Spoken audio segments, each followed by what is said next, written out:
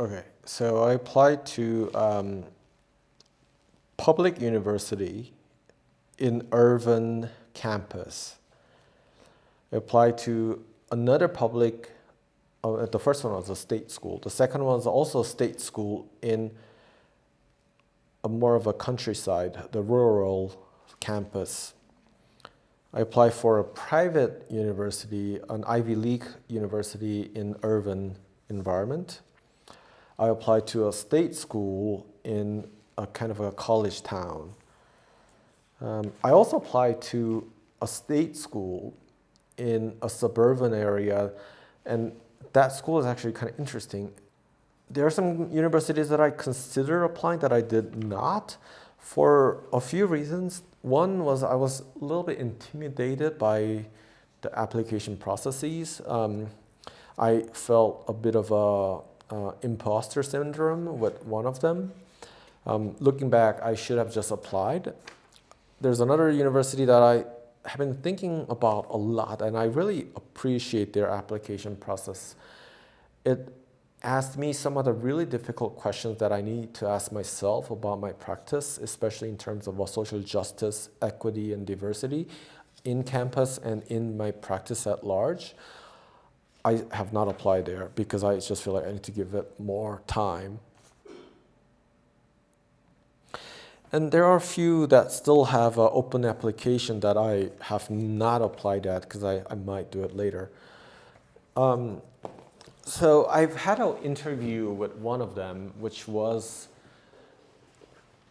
a state university, R1, which means it's kind of a top ranking in terms of research. I was really intrigued by the open call because it just seemed like it would be a bit of a dream job to have access to these resources and to push the program and university forward. I spent about a week applying for that position, which meant that I was reviewing my statement as an artist, educator, diversity, my portfolio of teaching materials. I submitted it in early or end of November, and I actually got a call right away to have an interview. So in early December, I had a Zoom interview with them.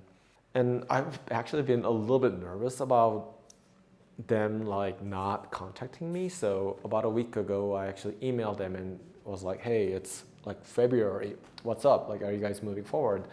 Because I have other things going on I need to know. And they were very nice about it. They were like, yeah, it's just like a really long process. So we need to get to you in mid-February. So I still have a few weeks until I figure out if I move towards the next step or not. The next step in this case would be probably to visit campus and meet people in person. I would be very excited to do that, to see if it's actually a good fit for me. And then if that's a good fit, it will be a negotiation about the academic path that I want to go to, which is research and kind of a leadership position and teaching. Next is I have 2 interviews next Monday, and they cannot be more different. One is it's a R1 university, a state university in a very dense urban area in the Midwest.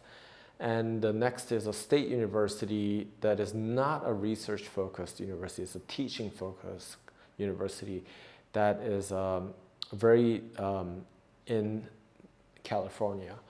So they're very different in terms of scale, the kinds of student body, ethnically and also socio-culturally, and also from the sort of access to financial resources that they have.